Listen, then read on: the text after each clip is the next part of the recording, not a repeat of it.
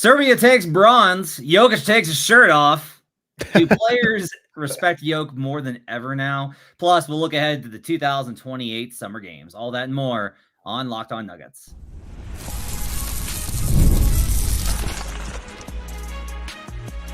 You are Locked On Nuggets, your daily Denver Nuggets podcast. Part of the Locked On Podcast Network, your team every day. Welcome to Locked On Nuggets, your daily Denver Nuggets podcast, part of the Locked On Podcast Network, your team every day. Thanks for joining us and making us your first listen. Appreciate you guys joining us Monday through Friday with all of our shows. We appreciate you guys being part of our community. Today's show is brought to you by Game Time. Download the Game Time app, create an account, and use code LOCKEDONNBA for $20 off your first purchase. Terms apply. On today's show, we'll talk about the Olympics in 2028. We'll preview what those rosters could look like. Could Jokic probably, maybe, make another run with Team Serbia in 2028? What's Team USA going to look like in 2028? What's Team Canada going to look like in 2028? We'll talk about if the players respect Jokic more than ever, but we'll start today with Team Serbia taking bronze with their win over Germany and Nikola Jokic having a good old time celebrating that win and exciting into the Olympics, a fantastic Summer Games. I'm Matt Moore. I'm the senior NBA writer for the Action Network, co-host of Locked On NBA, joined by Adam Mares, director of content for DNVR. He's also co-host of Locked On NBA. You can catch me on Tuesdays, him on Fridays, by the way. Adam, what did you feel as Nikola Jokic and Team Serbia took bronze this weekend? What did I feel? Pride, I guess, excitement, happiness, joy, all of those things. I mean, first of all, the Olympics were fantastic this year. I think it's the best Olympics in the best basketball at the Olympics in the history of the games. It was really good, not just Serbia, but US, France, Australia.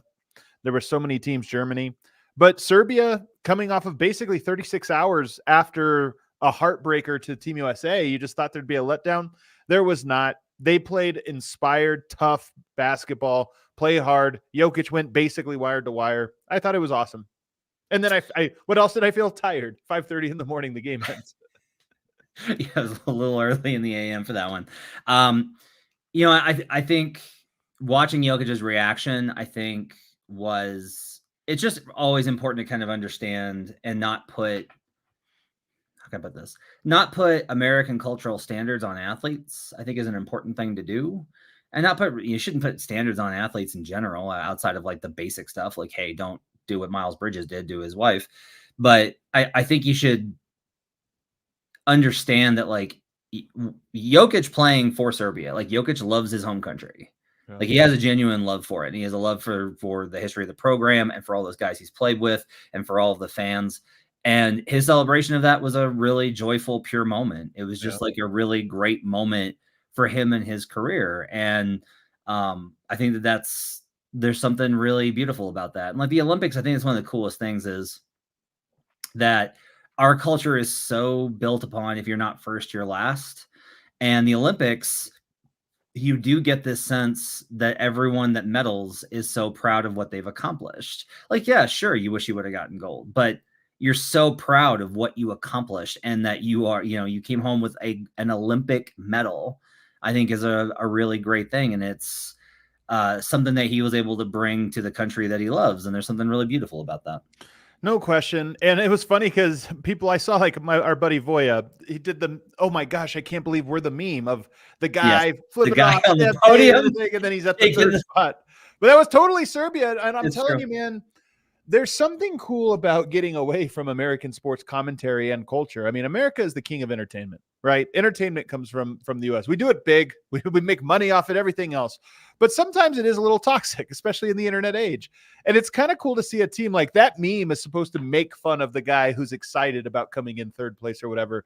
But there's something that's like innocent and pure about a nation and a group of guys that are rightfully proud of what they accomplished, which was gave the U.S. all they could handle, the juggernaut, and then dominated every other game they needed to dominate, including that game. By the way, Germany, Serbia, I thought that was going to be a very tough matchup. And it wasn't really. Serbia, I mean, it was a good game. Germany played well and competed, but Serbia controlled the game, the whole game. And I like those guys. It's fun when you see sports feel pure. Jokic often makes, I think, sports feel pure just because of how he is. But to see all of Serbia just be like, yeah, we took bronze. It's awesome. It was I wasn't like full admission. Like I'm not really fully invested in like Olympic basketball for anybody. I'm just like, I watch, it's there. I don't really get drawn in. Like I wound up, this is like a sidebar, but I wound up being with Team Germany, and I don't begrudge anybody that takes a different approach, but like with Team Germany, I just like, I'm very much like I'm not mad. I'm just disappointed. Because like they were the team that I really hyped up and were like, look, they just won gold and like they played so well. And then they lost that bummer of a game to France. And but France, it turns out, is good though. Like, because I'm with you, I was very disappointed in Germany, but then France was awesome against US. Like France beating Canada, Germany, and going toe to toe with US. I'm like, you know what? They probably deserved it. They probably deserved it, which is amazing considering, you know, you look at Spain and when they're kind of their golden generation faded, they've really fallen off the map. And yet, like France, we were kind of like, okay, no Tony Parker. This one's going to be tough for them. And yet, like, nope, just like right back there. Plus, oh, by the way, Victor Wembanyama is just insane. Just he does. He's so far away from what he's going to be, but he's also going to be incredible. By the way, just as we're doing shout outs to Nicolas Batum for what he gave Team France for how many times he's competed for them. This was his last Olympics. There was a lot of that, man. Like Steph, LeBron, KD. They haven't officially said it's their last, but it sure felt like a last dance type moment. Batum, Rudy Fernandez, Sergio Yul. There's a lot of guys that we've watched in the Olympics for 2 decades that this was their last one. And I'll say this, man. This is my big takeaway from the Olympics. The state of basketball, I think, is in good hands. Like there's a lot of countries that are competitive, and the same way that in the NBA, I think dynasties, while they're not dead, I think dynasties are going to be harder to come by than ever before. The NBA for 50 years is defined by dynasties. I think that's less likely that we'll see dynasty after dynasty after dynasty going forward. But I think that is definitely true of international basketball outside of the U.S., who I still think is going to be the Goliath for the foreseeable future. But you look at the next one, I know we're going to get to this later. There's just a lot of competent teams. Germany wins the World Cup last year. They come in 4th this year, and it didn't feel like a fluke either direction. Yeah, Katie kind of talked about how a guy who's going to be very popular with this community. He kind of talked about how like they wanted to beat teams by 40 or 50 like the Dream Team did, and like those days are just kind of over. And they still won gold, and that, like everyone really got on board and enjoyed watching Team USA. Like if you were rooting for Team USA, you were like extremely excited and like really like people enjoyed this run by that crew. And it's like a nice middle ground where it's like Team USA still won gold, but the competition was probably tougher than it ever has been. I do want to ask you this because I do not know the answer. I do not have a take. I wanted to get your thoughts on France or Serbia. Were either of those teams as good or better than the 2008 Spanish team? Man, that's a really good question. I haven't thought about it. You know what, Adam? We still have another 7 weeks until training camp starts. It's a great question. No, hold on. I kind of want to entertain it. I think that Spanish team, man. I mean, Jokic is the best player, and that's a huge advantage. And honestly, it might be the difference maker. I'd have to go back and really see who was on that team because, as I recall, there were a lot of really good players. It wasn't just Gasol. There was Rubio. There was Yul. Jose Calderon, Rudy Fernandez. They had a lot of players. I think that would have been a hell of a matchup. I'll tell you what, it's in many ways, it's almost more interesting to ask that question. Like you throw the Americans to the side and go, okay, all of the great teams, Argentina from 2004 and Spain in 2008, and all the great ones who would have won. That might make for a fun like Twitter post. There's so many of these guys that had NBA cups of coffee. Jorge Garbajosa. There's a throwback. I like that you looked this up. That's how I felt about Nande De Colo. I was like, oh my God, that's a name I hadn't heard in forever. My favorite was Juan Carlos Navarro. There you go. La Bamba. He should have been amazing. And he came over and he had a Grizzlies coach who was so terrible. He played 1 season and immediately went back to Spain, and I felt so bad for him because he was such a legend in international play. I'll say this real quick. One last thing on Serbia. They were a very lovable team. I think this is my favorite of the Team Serbias that I've watched so far. I really liked Avramovic. That guy's a psycho. He played his heart out. Bogdanovic is awesome. FIBA Bogdanovic is like 1,000 times more entertaining than NBA Bogdanovic. Makes me wish he gets to spread his wings a little bit. They were just fun players on that team. They played hard. They played together. They were entertaining. they were, I mean, obviously they were going to be my favorite because of Jokic, but they actually were my favorite just because I enjoyed watching their games. Same with Germany until the final, the bronze medal game. I thought they weren't good, but before that, I thought they were entertaining to watch. Australia, I really enjoyed. South Sudan, I really enjoyed. South Sudan was so much fun. South Sudan was so much fun. Like for me, because I'm such an NBA head, like a large part of this was watching Wembanyama and me being like, okay, try and remember these moments because you're gonna think back when you're like, remember those 2024 Olympics when he didn't know what he was doing and he was still like destroying teams for small stretches. That's part of it. I do on Wednesday. I want to talk more about Bogdanovic because I have a lot of thoughts after watching him in the Olympics next to Jokic. Up next, we'll talk about do you think the NBA players respect Jokic more than ever after this Olympics run? We'll talk about that up next here on Locked On Nuggets.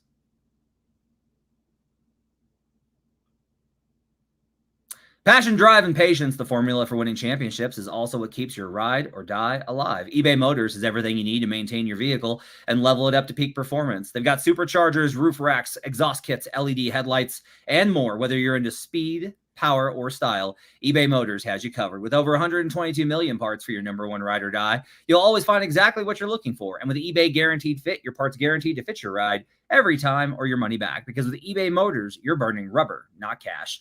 With all the parts you need at the prices you want, it's easy to make your car the MVP and bring home huge wins. Keep your ride or die alive at ebaymotors.com. Eligible items only. Exclusions apply. eBay Guaranteed Fit only available to U.S. customers. We'll be right back on Locked On Nuggets.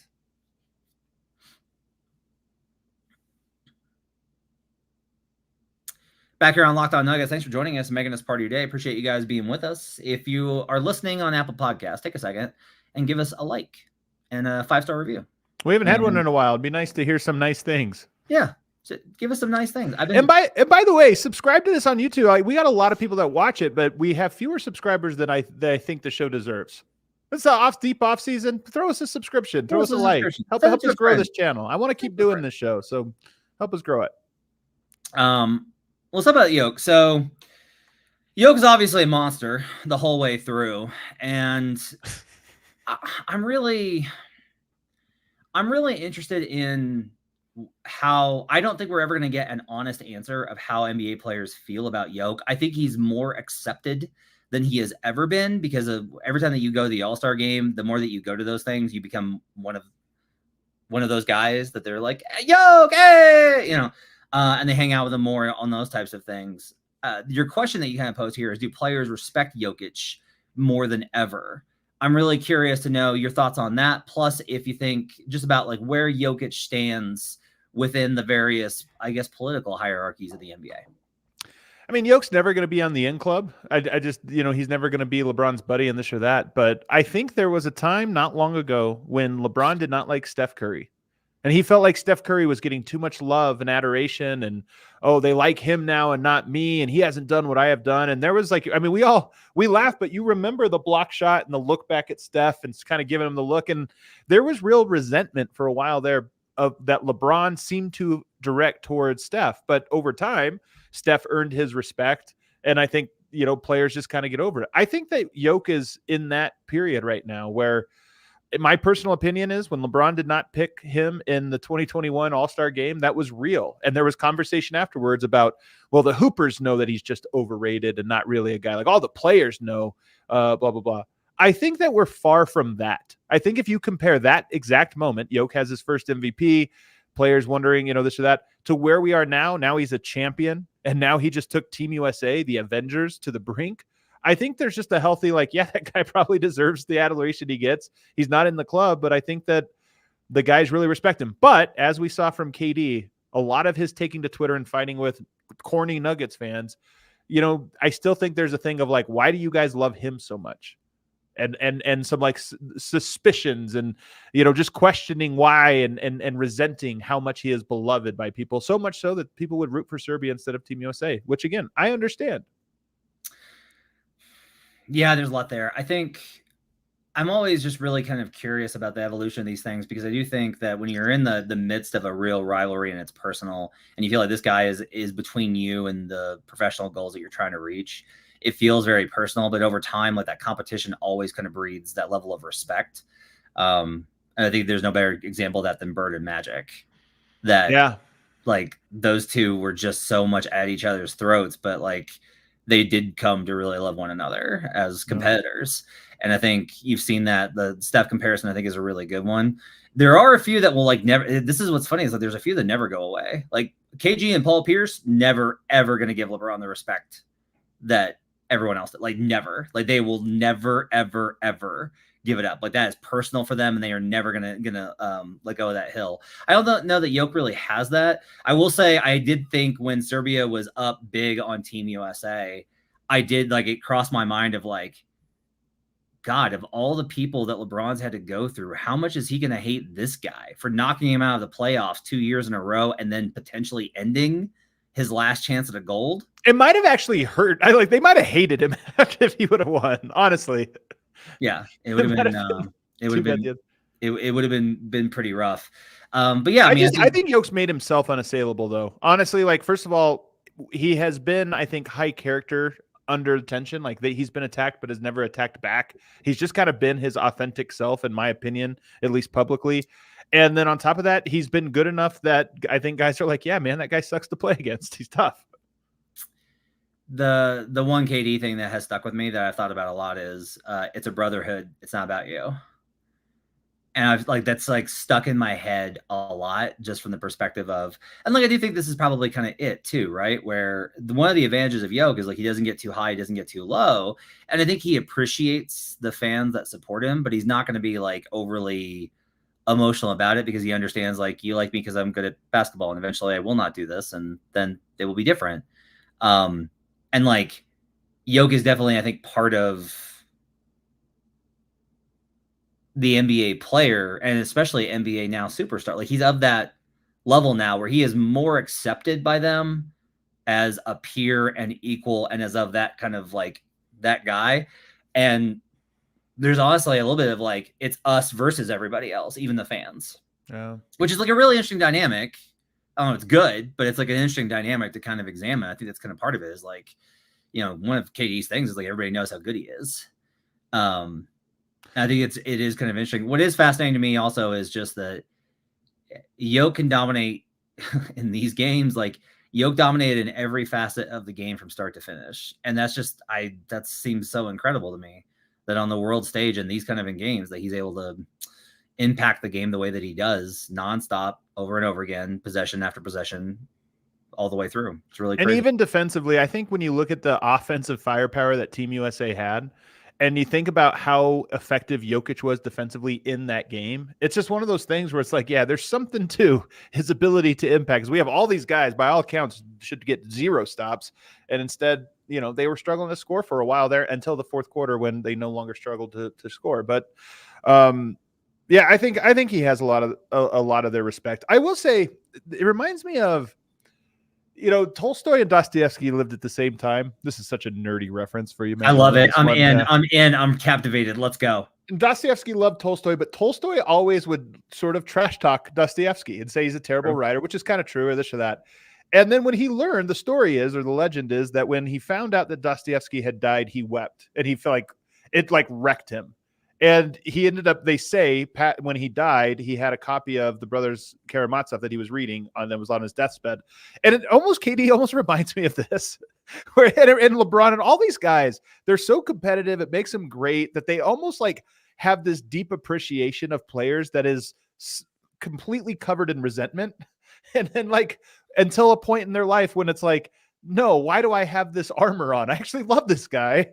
And hopefully it doesn't happen at death. But I think that it at least reminded me of that when I see KD and just how miserable he seems to be at that. And maybe he's not miserable. Maybe he enjoys being on Twitter at 3 a.m. right after winning a gold medal. But it sure seems like he just is most comfortable when he is angry. I think he's an instigator, which I have to identify with. I think he's Yep. Thought that would get you. Yep. Right as I took a drink of water too. Yeah, taking for those listening on the podcast. He's an antagonist, and I think somebody kind of commented like tisk for not sticking up for Swipa. First off, Swipa doesn't need me to stick up for him.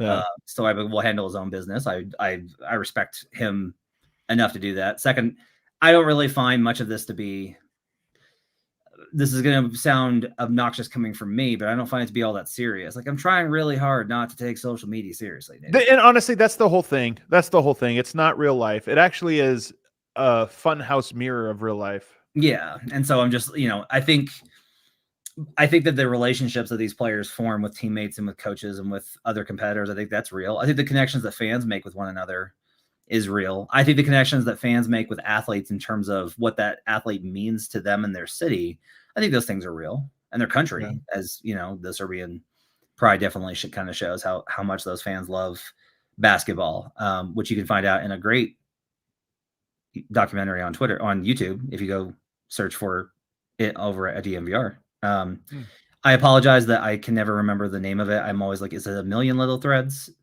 Close enough. 100 Invisible Threads. 100 Invisible Threads. There you go. I apologize for not having that memorized by now. Okay, up next. So the summer 2024 games are over. LA in 2028 is up next. What are these teams going to look like? Team Canada, I want to get into. We'll talk about Team Serbia, and we'll talk about Team USA up next here on Locked On Nuggets.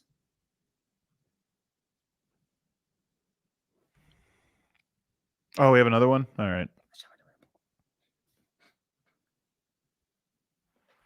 Back here on Locked On Nuggets. Thanks for joining us and making this part of your day. Appreciate you guys being with us here on a Monday. We'll be with you. I'll be with you on Tuesday. And then we'll be back on Wednesday. And then Swipe and I'll be with you on Thursday. Deep off-season time, baby. Man, you know what? I'm so glad we're doing Olympics, because before long, we're going to have to ask the question about Murray's extension. Yeah. And I'm glad we're not doing it today, because I don't want to. Well, it's funny. I'm further ahead of my preseason stuff than I've ever been. Like, I've already done my complete dive on Denver. Like, I've done the whole thing, and I'm ready to go with all the takes and everything. But before we do that, let's talk about LA in 2028. Saw Snoop Dogg, Dr. Dre doing the music today, and with the Red Hot Chili Peppers. We have not advanced. Hopefully for 20 years, we're just stuck in time. So there's two ways to look at it. Is one, there are no new musical acts relevant enough to have put on the Olympic stage, or two, millennials are such the now dominant demographic from the age bracket perspective that we're the ones that get catered to. Maybe, but I will say, if you went back to 2024 in Athens and we're like, the future is Kevin Durant, LeBron James, Red Hot Chili Peppers, and this, you'd be like, wait, what? In 20 years? Like, yeah, nothing changes. All right, so let's talk about this. We'll start with Team Serbia. One, do you expect Jokic to play in 2028? Yes, I think that he'll still be young enough. I think the Olympics mean enough to him that he will compete in that one, assuming that he's healthy, which of course you just never know. And also the other part of this is qualifying is kind of hard. Only 12 teams go to the Olympics. Yeah. And it's hard to qualify. It just might be that a qualifier falls when Jokic's unavailable to participate and they don't make it. So assuming Serbia is there and that he's healthy, I think he will play. 5-ish says Jokic will play in 2032. I think that next Olympics would almost certainly be his last one. I don't think he'll be like LeBron. And again, it's up to chance that he plays in 2028. Wouldn't it be really funny if he retired in 2031 and then just 2032, he just walks onto the floor and everybody's like, what? I would love it. He's like, I'm here. I mean, I don't want him to retire, but it would be awesome to get a surprise oh, he's still doing that. Okay. Team Canada, man. This was supposed to be the one for them.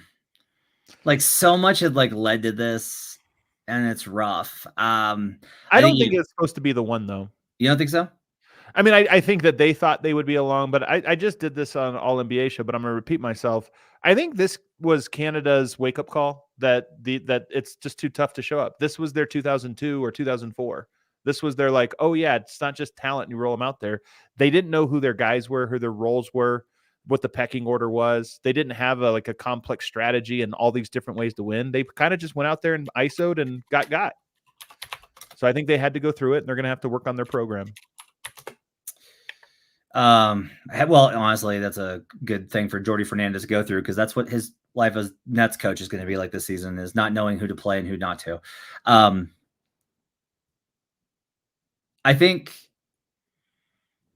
I can't imagine Jamal playing in 2028. I guess it's so far away, but you can't imagine it. How old is he going to be then? 31, I think. 31. That's not that old. That's not that old. That's kind of still prime. Maybe that's like his redemption. Maybe that's like the redemptive thing. Maybe it's like he gets to make up for everything. So what's interesting, especially for Jokic and maybe for Murray as well, is that there's still Eurobasket, which is very important, and which Serbia, by the way, has a much better chance at winning a gold medal at Eurobasket. There's no Americans. There's the World Cup, which typically is a little bit weaker competition. The U.S. doesn't always spend their best guys. And then, of course, the Olympics. I'm curious if Jokic and or Murray plays in those. One of the things about Murray is this is a group of guys that had played in a couple different summers together, and Murray had not. And I'm curious if Murray is just out the program, and it's like, yeah, I don't want to be a part of that summer after summer, or they don't want me or whatever. Yeah. Or if he does, if his redemption, because I don't think it's just a thing where he misses the next 3 years and shows up in 2028 and it's a redemption arc. I don't see that happening. Yeah, the other thing I would say, though, is like Jamal might also mature into like a much different type of point guard, right? Where like he just looks very like there is a lot of room for his game to evolve over the next 4 years. Like there's just still a lot of room for him to evolve. And like the Nuggets could use that, but also like he could definitely get there as he kind of matures and ages like a fine wine. Matthew Tinsky does comment, we needed Edey's size. He's absolutely right on that. They definitely did need Zach Edey in that front court. Is there anybody from Team Serbia you kind of want to comment on in terms of what that team's going to look like in 2028 beyond Jokic? No, just Nikola Jokic, which 4 years from now, because a lot of people have been saying Cooper Flag for Team USA. I'm like, man, that's so far away. Who knows if he's going to be good enough to be on Team USA? Like I am the elite. I am. Mean, you know he is, but I don't know. Like he could be like Zion Williamson 4 years ago. We'd have been like, that guy's going to anchor Team USA in 4 years. Didn't happen. We'll see what happens with Cooper Flag. Yeah. But with Jokic, it's kind of the same thing. Serbia, it's obviously thinner talent-wise, but they need a guy, and especially a guard. Like in FIBA ball, you need a guard who can break the defense down and make threes. So Jokic, to me, is going to be the key to 2028 Serbia. If Jokic can play, he'll need a running mate. Jokic is the most likely candidate, in my opinion. Hey, what do you think of Jovic? Well, they say he was hurt, coming into it, and this was like he was kind of in a tough spot. So I thought he was horrible. He didn't really make an impact, but he also, it sounds like, pushed himself to even be able to participate at all. I don't know what to do with him for the Heat because all the advanced metrics are like, this guy was really, really good. And like some of the shooting stuff was like, oh, hey, like he's really good. And then like every time I watch him play, I'm like, yeah, he's just a guy.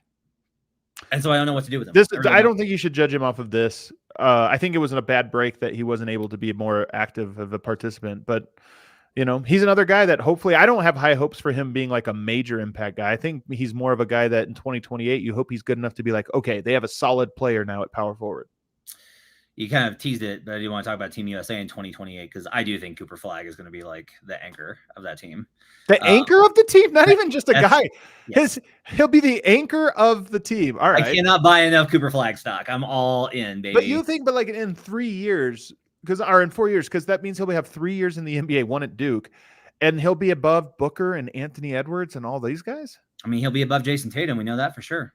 So, no, that is actually an interesting question. Who's like the face? I think Anthony Edwards is poised to be, and maybe Devin Booker.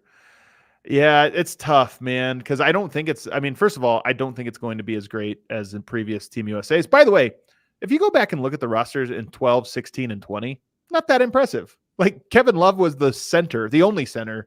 Tyson Chandler, Andre Iguodala was like the fourth best player on one team. Like there were some Team USA's that were not that impressive for the Olympics, but this one, great guards, not a lot of wings. I was looking at it: Cade Cunningham, Scotty Barnes, Jalen Williams. These are great players, but not great by Team USA standards, who are in line to be the wings.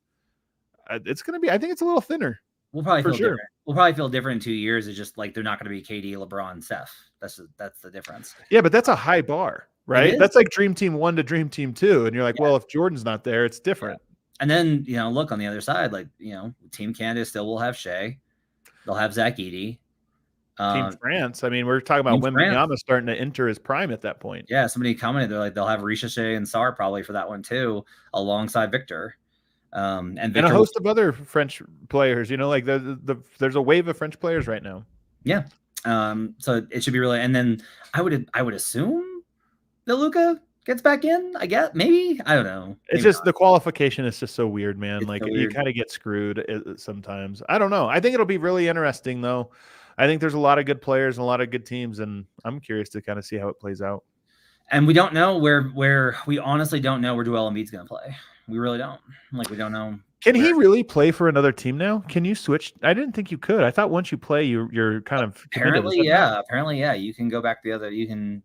There's some people have been reporting on it, and there's the possibility of them going back to Cameroon. All trolling aside, I really hope that he plays for Cameroon in one of these events, because I really do think you saw how important it was for South Sudan. And by the way, South Sudan is now going to get an influx in investment in their basketball program because of this. That's really cool. And I hope that's something similar happens for Cameroon. By the way, Pascal Siakam too. They could make a super team. Siakam and Embiid is like a nice.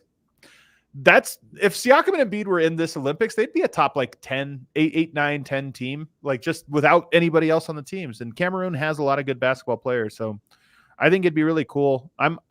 As you know, I don't know if people actually know this. I was trying to work for an organization called Seeds, which was out of Senegal, because I was so interested in the grassroots basketball development in Africa, and it's starting to take hold.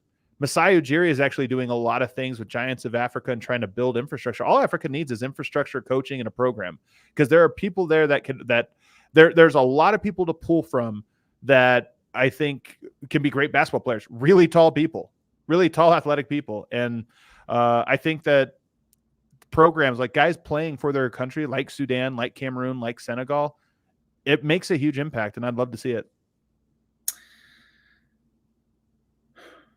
So the Olympics were like feel good city. Yeah, they were. What's your vibe right now for Denver? I mean, the off season is finally here for them. I feel like, I think I was talking with D-Line the other day on DNVR about this, but it does feel like there was this anxiety, this inability to release pressure following the Nuggets season because of how it went. I think this Olympics feel like the final release. It doesn't mean that they're set up for great success now. Like, we'll revisit that here in a couple weeks, but I do think that it finally feels like a different chapter. I feel like we were stuck. It was like we were stuck in the same chapter, even though the season ended 3 months ago. It just felt like it lingered. That feeling lingered. It didn't linger. I feel like it's gone now. Yeah. Fresh start. We'll see how that turns out. This week, we will turn our attention to the question of Jamal Murray's extension. That news will probably drop at some point. Or won't drop. Also, guess what? Thursday, NBA schedule is going to come out. Is that Thursday? Oh, man. Schedule day? Yep. We're going to miss it. We can always swap it up. You and I can do a show. We can swap with swipe. Do you think that they'll play on opening night? They got the Christmas Day game. I'm going to say, man, I don't know. I'll say that they will be on national television, whether it's opening night or the second night. I don't know. I think their home opener, they'll be on national TV on Wednesday. On the Wednesday. Who's the Tuesday game? Let's just give a quick prediction. Who's the Tuesday game? I think it's Lakers Mavericks. I think it's Knicks. Lakers Mavericks. You're going to do Lakers on opening night again? It's LeBron. It's LeBron in LA versus Luka. You take the Western Conference champion, you put him versus LeBron in LA. Okay. Like, what about Dallas Phoenix? That one could work. Phoenix LA. Yeah, or they might honestly do Dallas at Golden State and just get Clay's coming home out of the way. Oh, that's what it is. That's what it is. Golden State, Dallas on opening night, and then Boston, Philadelphia. It'll either be Boston, Philadelphia, or New York, Boston. Ooh, New York, Boston feels like opening night. That feels like it. Yeah. And we'll never hear from the Indiana Pacers again making the Eastern Conference Finals. That's going to do it for Locked On Nuggets. Thanks for joining us. Appreciate you guys being with us. Like I said, give us a 5-star review on Apple Podcasts. Make sure to hit the subscribe button if you're watching at youtube.com/LockedOnNuggets. You guys have a great week. We'll talk to you guys again next time on Locked On Nuggets.